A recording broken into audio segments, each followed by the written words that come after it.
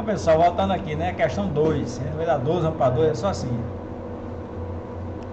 Essa questão 2 diz o seguinte: observe o gráfico a seguir. Brasil, taxa de natalidade, mortalidade e crescimento vegetativo de 1872 até o ano 2000. Vamos se situar aqui no mapa. Esse gráfico aqui em vermelho está mostrando a natalidade, certo? O azulzinho aqui está mostrando a mortalidade. E o amarelo, o crescimento vegetativo do Brasil, de 1872 até 2000. Então, que a antemão a gente pode observar aqui, pessoal. 1872 até 2000, né? Logicamente, a taxa de natalidade, ela veio... Pagou... veio decrescendo, é isso? A taxa de mortalidade também veio decrescendo. Crescimento vegetativo cresceu, diminuiu e veio diminuindo, né? Tiveram seus altos e baixos. A diferença entre as taxas de natalidade e mortalidade indica aumento, redução ou estabilização na taxa do crescimento vegetativo. Notem aí que está falando no crescimento vegetativo e não crescimento populacional. A leitura e interpretação do gráfico demonstram que o crescimento vegetativo aumenta quando as taxas de natalidade e de mortalidade são elevadas. Será? Tanto a natalidade elevada como a mortalidade elevada, o crescimento vegetativo aumenta. B. Estabiliza-se quando a taxa de natalidade é maior que a de mortalidade. Não se estabiliza, né? Aumenta. Natalidade maior que mortalidade, crescimento vegetativo positivo. A população está aumentando. C. É maior quando a diferença entre as taxas de mortalidade e é maior quando a diferença entre a taxa de natalidade e de mortalidade é elevada. D. É baixo quando a taxa de mortalidade é menor que a de natalidade. Crescimento vegetativo, ele é baixo quando a taxa de mortalidade é menor do que a de natalidade. Não, aqui está dizendo a mesma coisa da assertiva B, né? Quando a mortalidade for menor do que a natalidade, sempre esse crescimento vegetativo será maior. E aumenta quando a taxa de natalidade e mortalidade são baixas. Não. Natalidade e mortalidade baixa, crescimento vegetativo também baixo. É isso? Então, já visto, pessoal, tudo isso, a questão está remetindo para a C, né? Quando essa diferença entre a natalidade, né, que vai ser muito alta, é maior ou quando a mortalidade é muito elevada. Por mais que a natalidade não seja lá tão alta, mas se a mortalidade for mais elevada, o crescimento vai ser maior, né? Essa diferença é quem vai fazer a própria interpretação desse gráfico do crescimento vegetativo que a gente viu agora. Questão 3. Hoje a população idosa no mundo é de aproximadamente 650 milhões de habitantes. Segundo a ONU, a perspectiva para 2050 é de que o mundo tenha 2 bilhões ou 2 bilhões de pessoas com mais de 60 anos. Assinale a alternativa que corresponde à correta distribuição demográfica de idosos no planeta nesse período. Aí vocês vão lembrar do primeiro mapa que eu coloquei, do primeiro gráfico, aliás, com aqueles dados que eu coloquei aqui no início da aula, né? Então, em 2050, com relação à população idosa e sua distribuição, a população idosa terá uma distribuição demográfica homogênea, ou seja, igualitária, bem dividida, devido a conquistas de recursos na área da saúde que atingirão a maior parte da população mundial. Em 2050, segundo a questão, mais da metade da população mundial vai ter acesso a uma boa alimentação, a questão de recursos na área de saúde, por isso vão viver mais. E vai estar, por isso, bem distribuída, né? Homogeneamente falando. B. A maior parte da população idosa estará concentrada nos países desenvolvidos, onde o investimento no social é alto, gerando uma elevada expectativa de vida. Vocês, meu Deus do céu, essa questão B está na cara, eu vou marcar ela, mas não vou marcar agora não, vamos ler o resto. C. A distribuição da população idosa terá uma maior concentração entre os países ricos, desenvolvidos e emergentes, como no nosso caso, por terem maior acesso à tecnologia da medicina. Países ricos, beleza, acesso à tecnologia de todo jeito, principalmente na medicina. Mas e nós, emergentes, daqui para 2050, será que nos equipararemos com essas condições de países ricos? Cadê?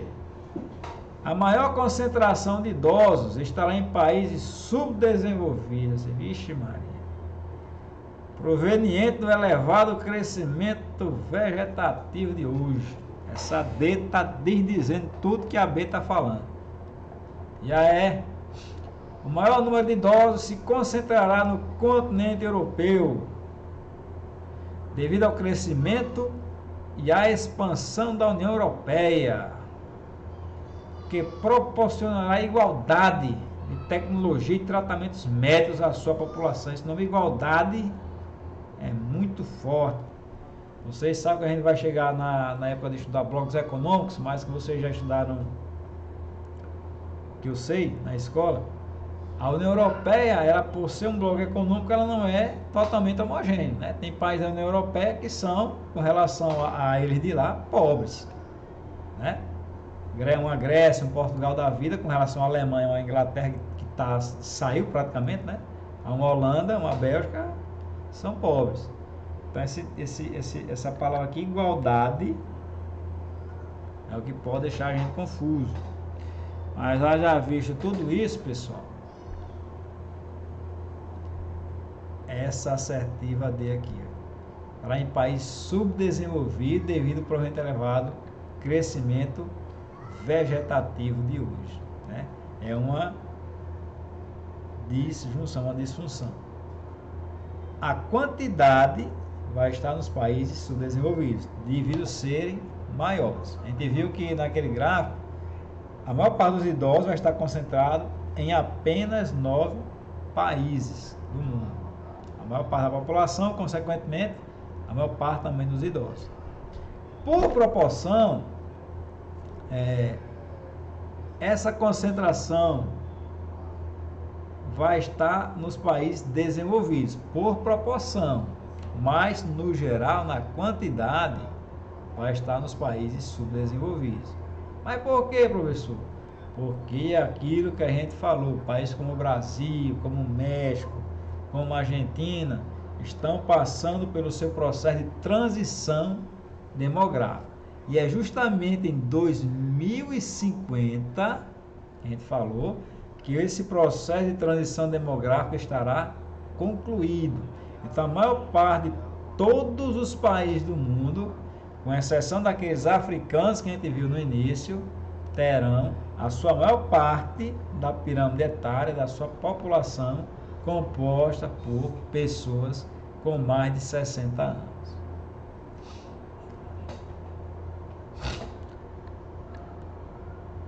Taxa de fecundidade, como a gente falou, né? É o número médio de filhos que uma mulher vai ter em sua idade reprodutiva.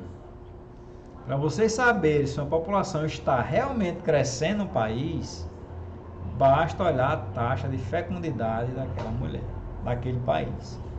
Como é interessante, um casal, uma mulher, cabelão grande, aqui é um homem,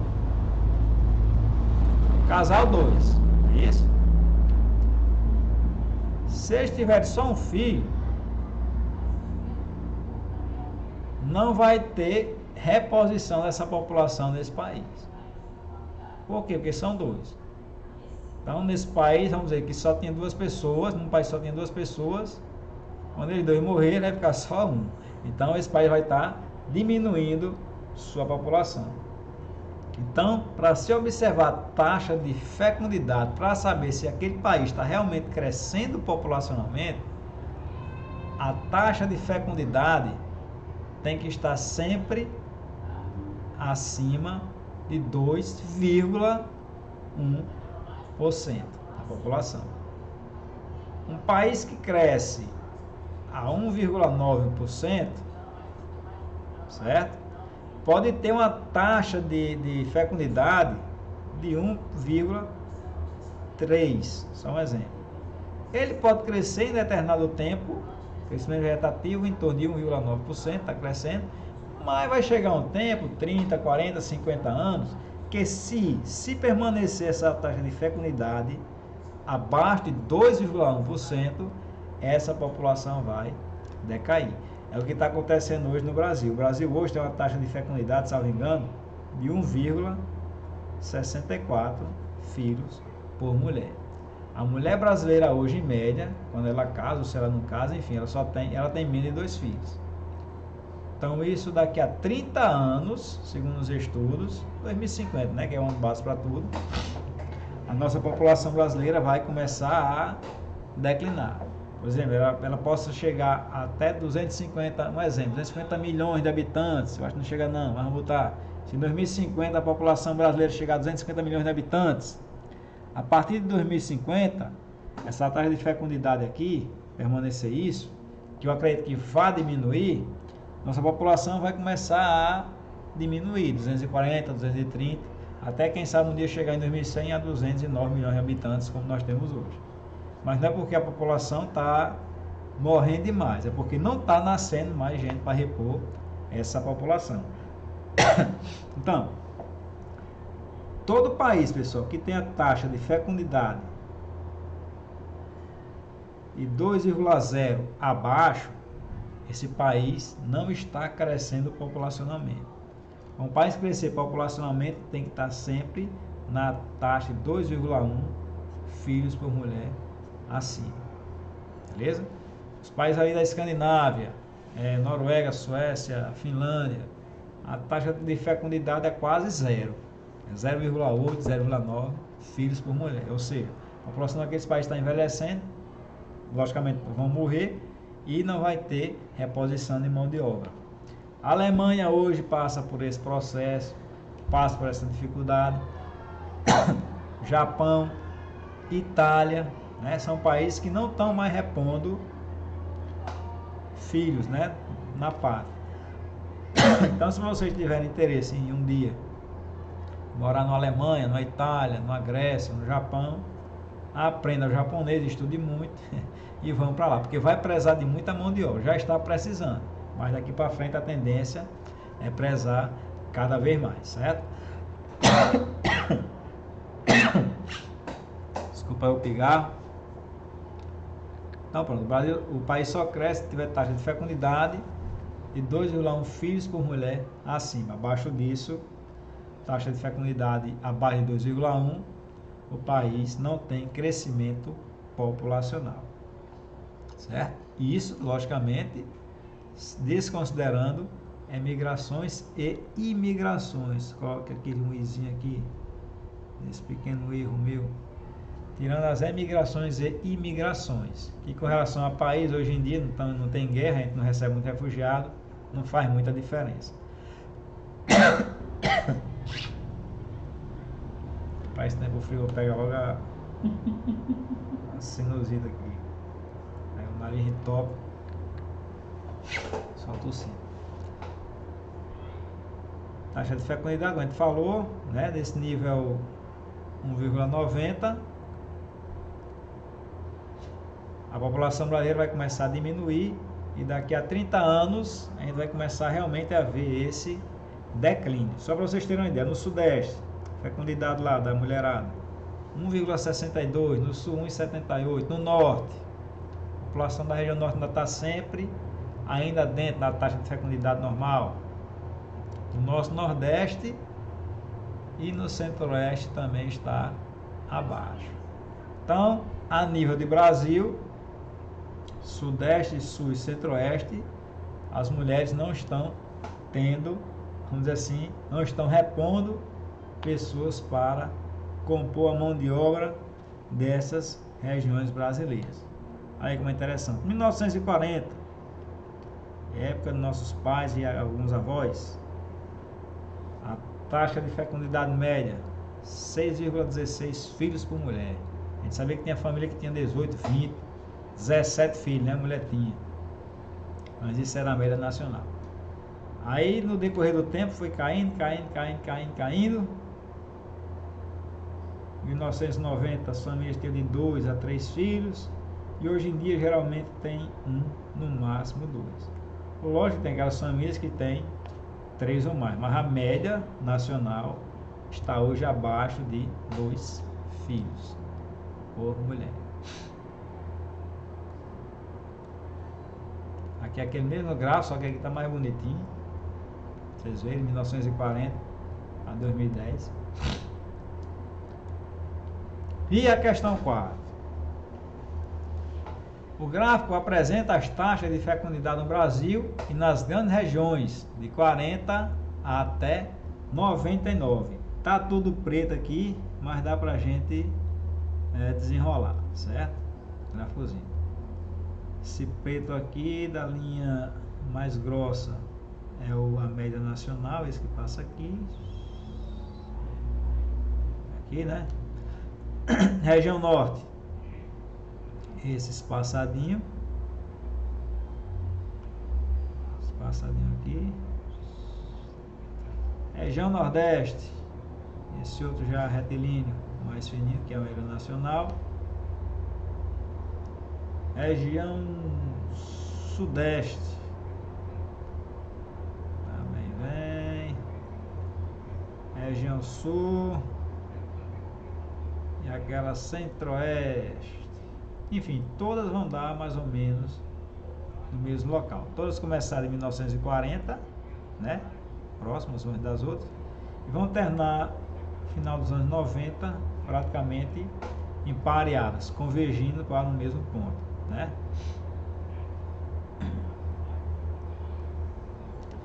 Indica a alternativa que analisa e o interpreta corretamente esse gráfico.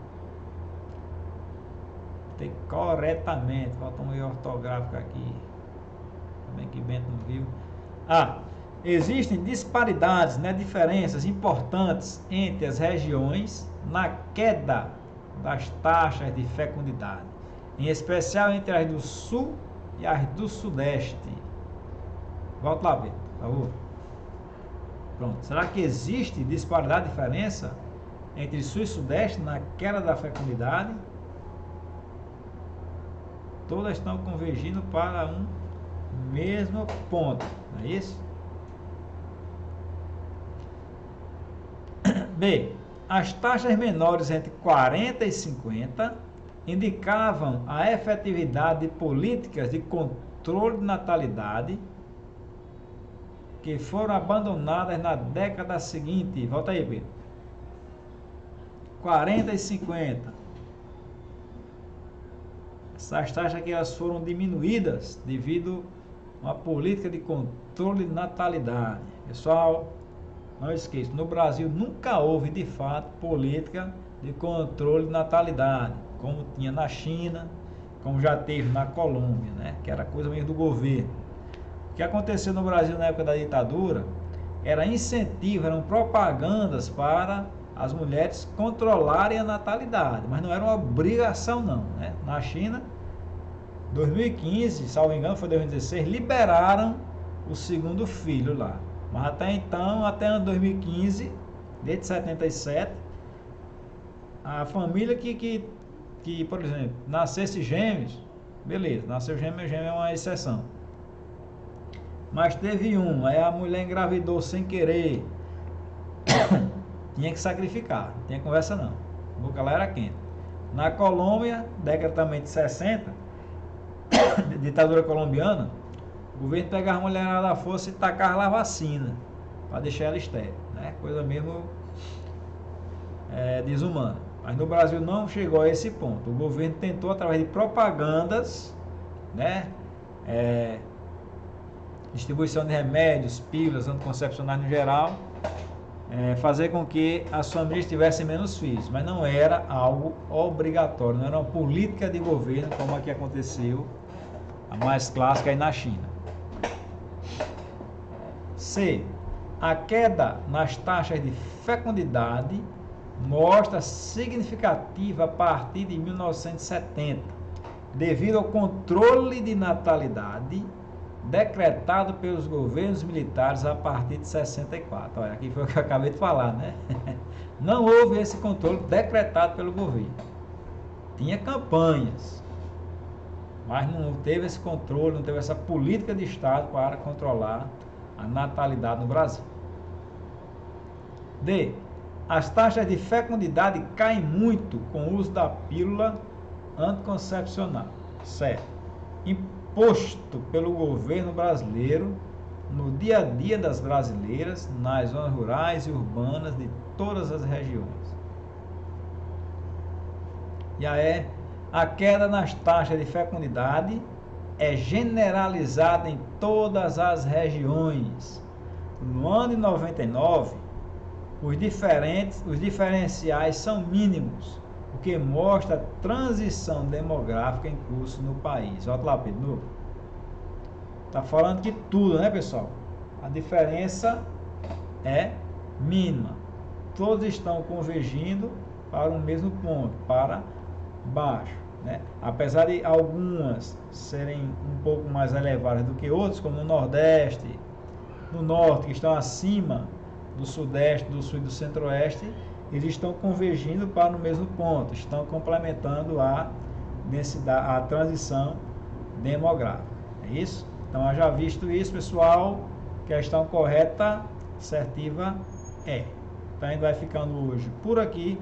A partir da próxima aula, faz o crescimento populacional. Valeu!